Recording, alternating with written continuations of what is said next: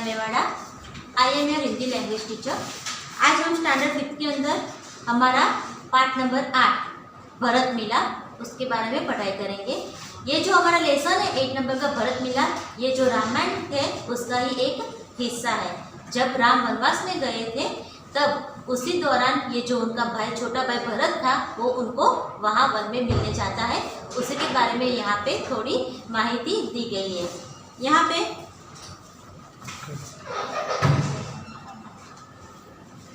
माता पिता की आज्ञा का पालन करने हेतु राम वन में गए, उनके साथ सीता भी गई। भरत को इस बात का पता चलने पर वे अयोध्या के सिंहासन पर नहीं बैठे, अपितु सिंहासन पर राम की खड़ाऊ रखकर उन्होंने सेवक की भांति राजकाज किया। इसलिए कहा है भाई हो तो भरत जैसा।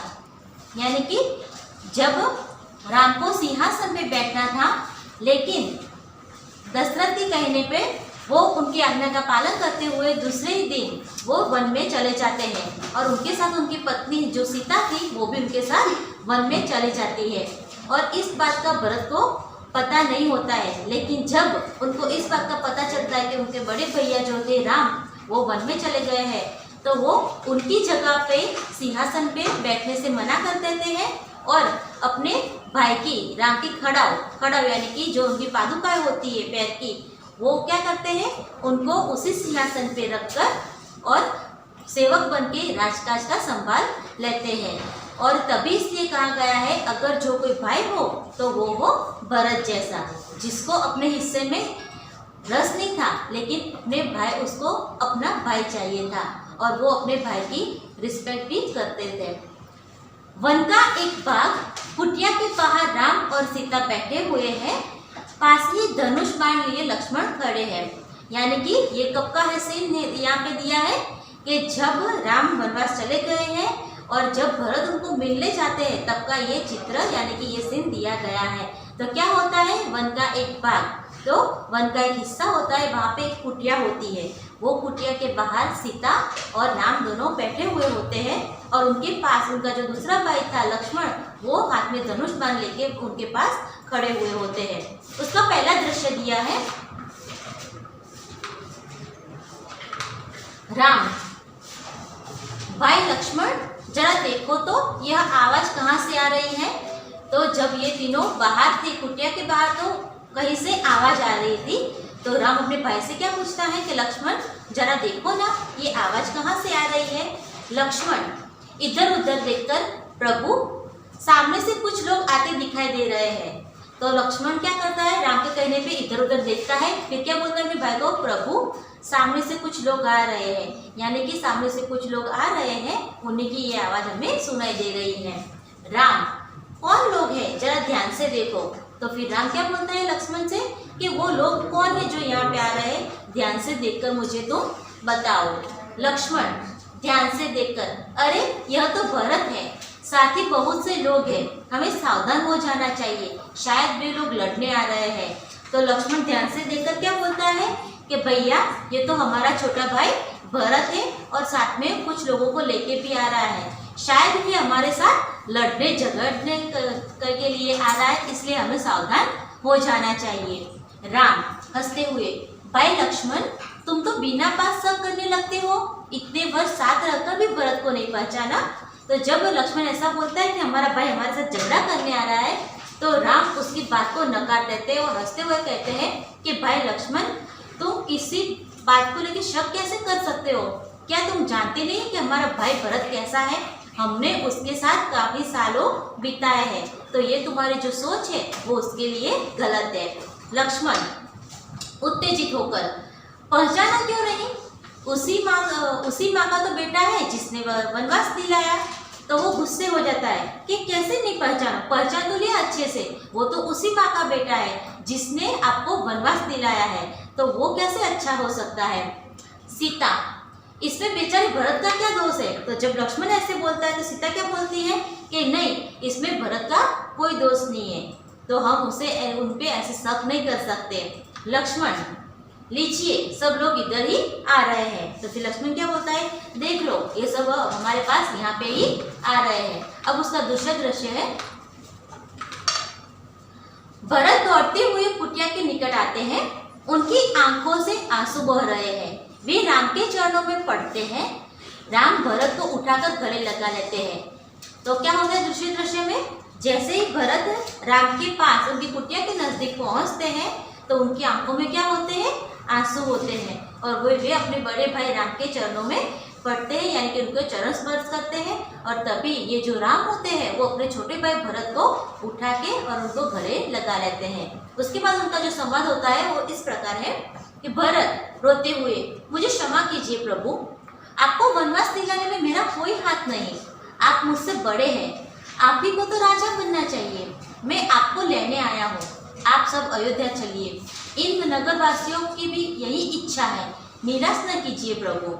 तो भरत रोते हुए क्या बोलता है अपने भाई को कि प्रभु यानी कि बड़े भैया, आप मुझे क्षमा कर दीजिए। आपको जो ये वनवास मिला है ना, उसमें मेरा कोई हाथ नहीं है, मुझे इस बारे में कुछ मालूम भी नहीं था।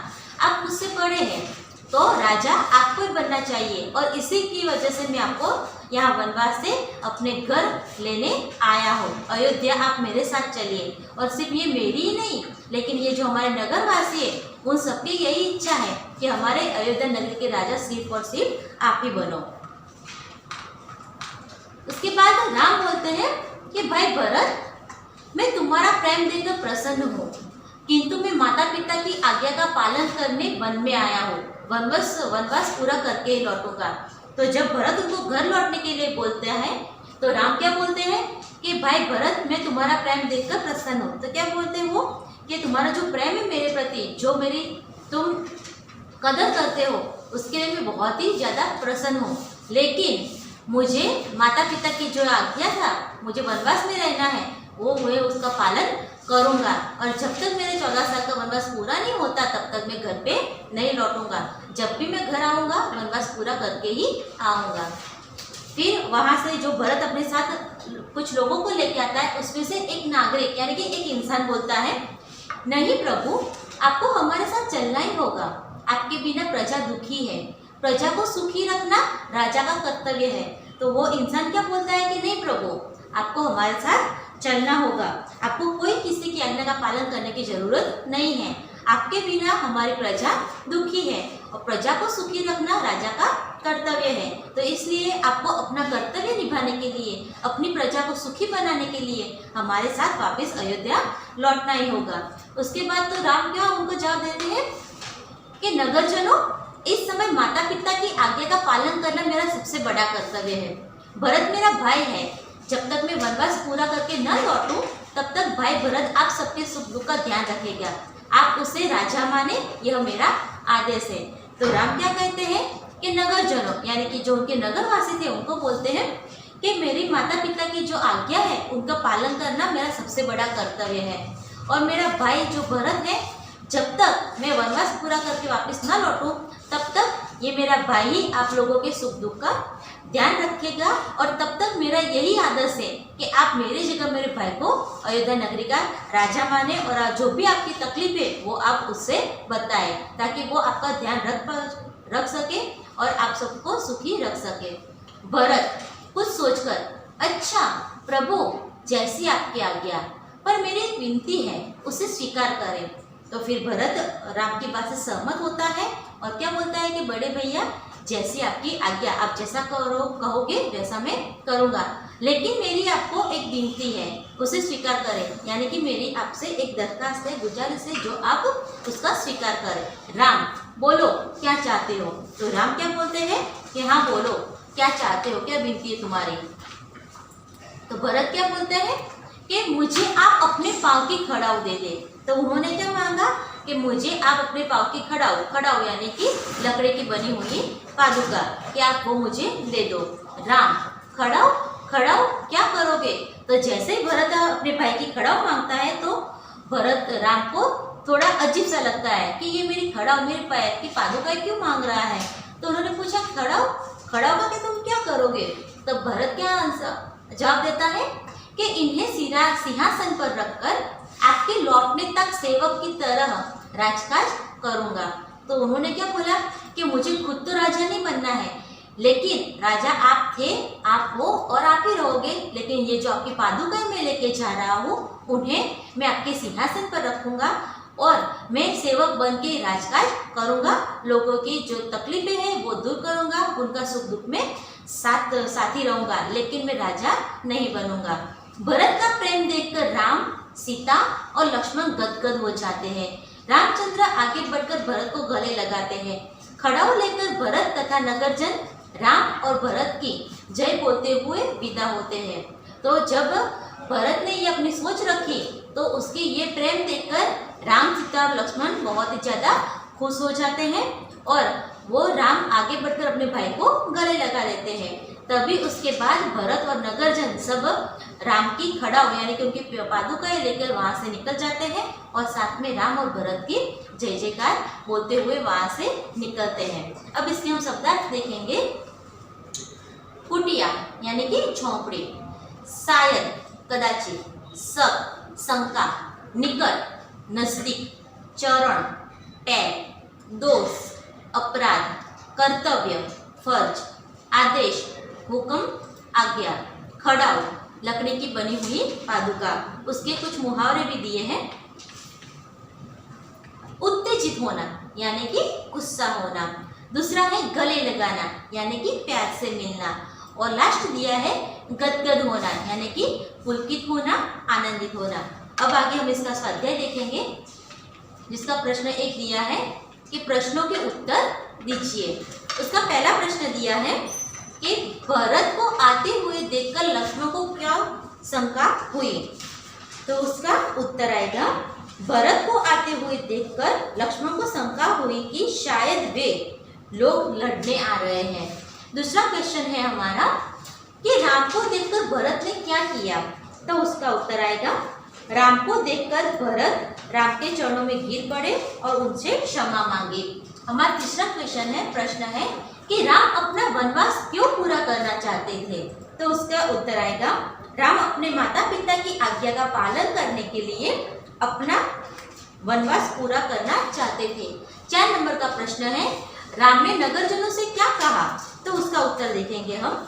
राम ने नगरजनों से कहा कि जब तक मैं वनवास पूरा करके न लौटूं तब तक भरत को आप अपना राजा माने, यह मेरा आदेश है।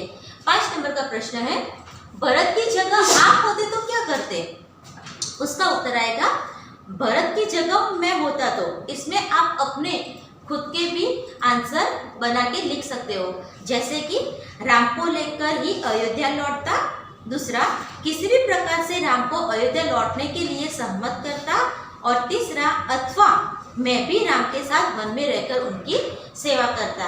ये भी जो ओपिनियन थी वो मेरी थी, लेकिन मेरी जगह आप होते या भरत की जगह आप होते तो आपकी क्या सोच होती, इसके बारे में वो आपको लिखनी है। उसके बाद प्रश्न दूसरा दिया है कि कोई रेपर यहाँ चिपकाइए और दिए गए रेपर को देखकर प्रश्नों के उत्तर दीजिए। यानी कि हमें किसी भी चीज का रेपर लेके यहाँ पे चिपकाना है और यहाँ पे कुछ प्रश्न दिए हैं तो उसका हमें आंसर लिखने हैं। तो पहला प्रश्न उसका दिया है कि यह किसका रेपर है, तो यहाँ पे जो जगह दी है वहाँ पे मैं एक वेफर का रेपर लगाऊंगी और उसे फॉलो करते हुए ये जो नीचे क्वेश्चन दिए है उसके मैं आंसर दूंगी। तो यह किसका रेपर है, तो इसके आंसर में मैं क्या लिखूंगी, यह बालाजी वेफर का रेपर है। दूसरा फिर है इस रेपर पर क्या कीमत छपी हुई है, तो ये जो आपने रेपर लगाया है उसकी जो कीमत होगी वो आपको इसके आंसर में लिखनी होगी।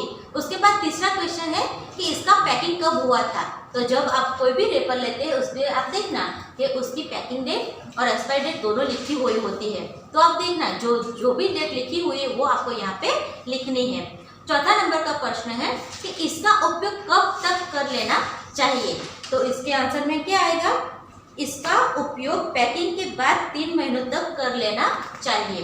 5वां नंबर का क्वेश्चन है इसके अलावा रेपर में कौन सी उपयोगी बातें छपी है।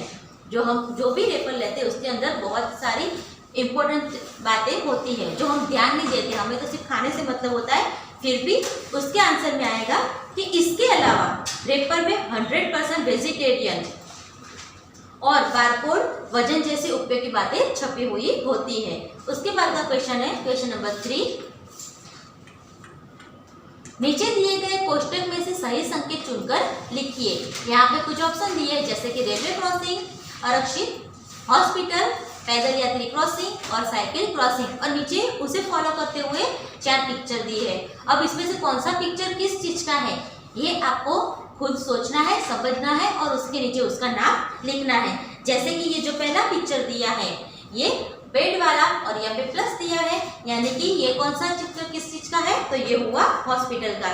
दूसरा ये वाला चित्र जिसमें 2 एरो दिए हैं, यानी कि वो हुआ रेलवे क्रॉसिंग आरक्षित। तीसरा नंबर का ये वाला दिया है जिसके अंदर एक इंसान चल रहा है, यानी कि ये कौन सा हुआ, पैदल यात्री क्रॉसिंग। और जो ये लास्ट नंबर का 4 वाला चित्र है उसके अंदर एक साइकिल है, साइकिल दिखा रही है, यानी कि ये जो चित्र है वो है साइकिल क्रॉसिंग का।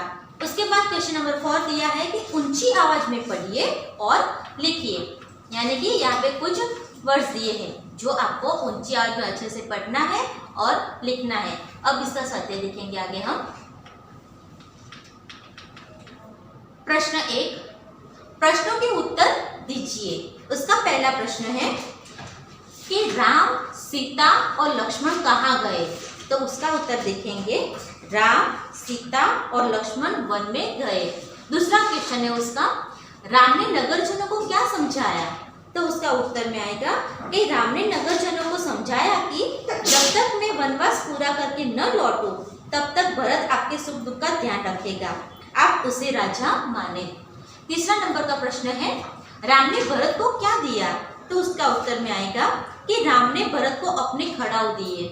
चौथा नंबर का प्रश्न है, भरत ने खड़ाऊ लेकर क्या करने का सोचा, तो उसका उत्तर आएगा भरत ने खड़ाऊ लेकर उसको सिंहासन पर रखकर राजकाज करने का सोचा। पांचवा नंबर का क्वेश्चन है, आप अपने भाई के साथ कैसा बर्ताव करते हैं, तो आप अपने भाई के साथ जैसा बर्ताव करते हो वो आपको यहाँ पे लिखना है। जैसे कि मैं अपने भाई के साथ प्यार भरा बर्ताव करता हूँ या करती हूँ, बीमारी के समय में भाई की सेवा करता हूँ या करती हूँ, मैं सब प्रकार से भाई की मदद करता हूँ या करती हूँ, यानी कि आप अपने भाई के लिए जो जो करते हो उनके साथ कैसा बर्ताव करते हो वो आपको यहाँ पे लिखना है। उसका सेकंड नंबर का क्वेश्चन दिया है कि नीचे दिए गए वाक्य में मैं या मैं लगाकर वाक्य पूरा कीजिए। यहाँ पे कुछ सेंटेंस दिए हैं जिसके अंदर सिर्फ मैं आता है या मैं आता है, ये हमें खुद तय करके इसके अंदर लिखना है। जैसे कि पहला वाला दिया है कि रोटी को देख बिल्ली के मुंह में क्या आएगा, मैं नहीं आएगा, रोटी को देखकर बिल्ली के मुंह में पानी आ गया। दूसरा वाला है कि मैं तुझे रोटी न ले जाने दूंगी। तीसरा है उसके अंदर आएगा मैं कहती हूँ कि यह रोटी मेरी है। 4 नंबर पे दोनों बिल्लियों में झगड़ा हो गया। और लास्ट 5 नंबर पे रोटी लेने पहले मैं झपटी थी। उसके बाद का क्वेश्चन है क्वेश्चन 3, जल, थल और पेड़ों पर रहने वाले पशु पक्षियों के नाम अलग अलग लिखिए। यहाँ पे हमें जो जल में रहते हैं उनके नाम लिखने हैं, जो थल पर रहते हैं उनके, और जो पेड़ों पर रहते हैं उनके। तो पहले हम देखेंगे जल में रहने वाले पशु या पक्षी, तो उस पे आएगा बतख, मछली, मगर, केकड़ा और कछुआ। सेकंड नंबर है थल पर रहने वाले, तो उसके अंदर आएंगे शेर, भालू, खरगोश, कुत्ता, गधा। और उसके बाद है पेड़ों पर रहने वाले, यानी कि बंदर, उल्लू, गिलहरी, बया और गिद्ध। ये लेसन हमारा यहाँ पे फिनिश होता है। Okay, thank you.